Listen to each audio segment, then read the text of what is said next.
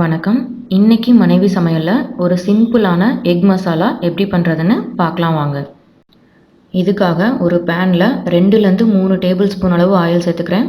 இது கூட 1/4 டீஸ்பூன் உப்பு, 1/4 டீஸ்பூன் மஞ்சள் தூள், 1/4 டீஸ்பூன் மிளகாய் தூள் சேர்த்துக்கிறேன். இதை நல்லா எண்ணெயில் கலந்து விட்டுக்கோங்க. இது கூட வேக வச்ச முட்டையை இந்த மாதிரி கீறி விட்டு சேர்த்துக்கலாம். நான் இந்த மாதிரி 6 முட்டை வேக வச்சு கீறி சேர்த்துக்கிறேன். உங்களுக்கு எத்தனை வேணுமோ அதுக்கு தகுந்த மாதிரி சேர்த்துக்கோங்க.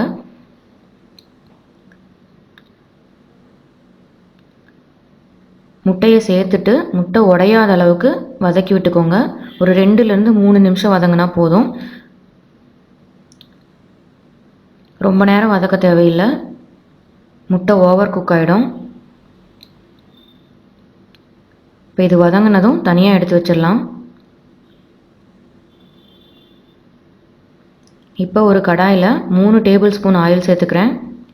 இது கூட ஒரு சின்ன துண்டு பட்டை, 3 கிராம்பு, 1/2 டீஸ்பூன் அளவு ஜீரகம் சேர்த்துக்கிறேன். இதில் கொஞ்சம் கருவேப்பிலை, ஒரு மீடியம் சைஸ் வெங்காயம் சின்னதாக கட் பண்ணி வச்சுருக்கேன், அதை சேர்த்துக்கிறேன். வெங்காயம் நல்லா வதக்கி விட்டுக்கோங்க.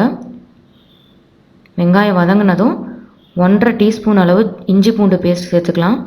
இஞ்சி பூண்டு பேஸ்ட் பச்சை வாசனை போகிற வரைக்கும் நல்லா வதக்கிக்கலாம்.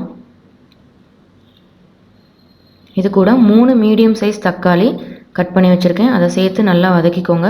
இதுக்கு தேவையான அளவு உப்பு சேர்த்துக்கலாம். இது ஒரு 5 நிமிஷம் நல்லா குக் பண்ணிக்கோங்க.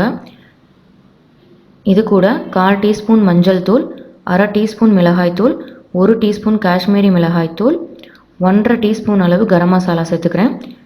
காஷ்மீரி மிளகாய் தூள் ஆப்ஷனல் தான், உங்களுக்கு வேண்டான்னா விட்டுறலாம். இதை நல்லா கலந்து விட்டு ஒரு 2 நிமிஷம் நல்லா குக் பண்ணுங்கள். இது கூட கிரேவிக்கு தேவையான அளவு தண்ணி உங்களுக்கு எவ்வளோ வேணுமோ அதுக்கு தகுந்த மாதிரி அட்ஜஸ்ட் பண்ணி சேர்த்துக்கோங்க. இது ஆயில் பிரிஞ்சு வர்ற வரைக்கும் நல்லா குக் பண்ணிக்கோங்க. இது கூட 1/4 டீஸ்பூன் சாட் மசாலா, 1 டீஸ்பூன் கசூரி மேத்தி சேர்த்துக்கிறேன். இதை இப்படி க்ரஷ் பண்ணி சேர்த்துக்கோங்க. இது ரெண்டுமே ஆப்ஷனல் தான், உங்களுக்கு வேண்டான்னா விட்டுறலாம். இதை நல்லா கலந்து விட்டுக்கோங்க. இது கூட ஆல்ரெடி ஃப்ரை பண்ணி வச்சுருக்க முட்டையை சேர்த்துக்கலாம்.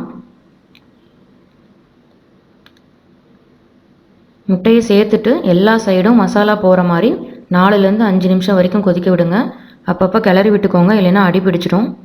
இப்போ முட்டை மசாலா ரெடி ஆகிடுச்சு. இது சப்பாத்தி, ரோட்டி, புலாவ் இது கூட எல்லாத்துக்கும் சூப்பரான காம்பினேஷனாக இருக்கும். கண்டிப்பாக செஞ்சு பார்த்துட்டு எப்படி இருக்குன்னு கமெண்ட்ஸில் சொல்லுங்கள். இந்த வீடியோ உங்களுக்கு பிடிச்சிருந்ததுன்னா மனைவி சமையலை லைக் பண்ணுங்கள், ஷேர் பண்ணுங்கள், சப்ஸ்கிரைப் பண்ணுங்கள். கூடவே பக்கத்தில் இருக்க பெல் பட்டனையும் மறக்காமல் ப்ரெஸ் பண்ணிவிடுங்க.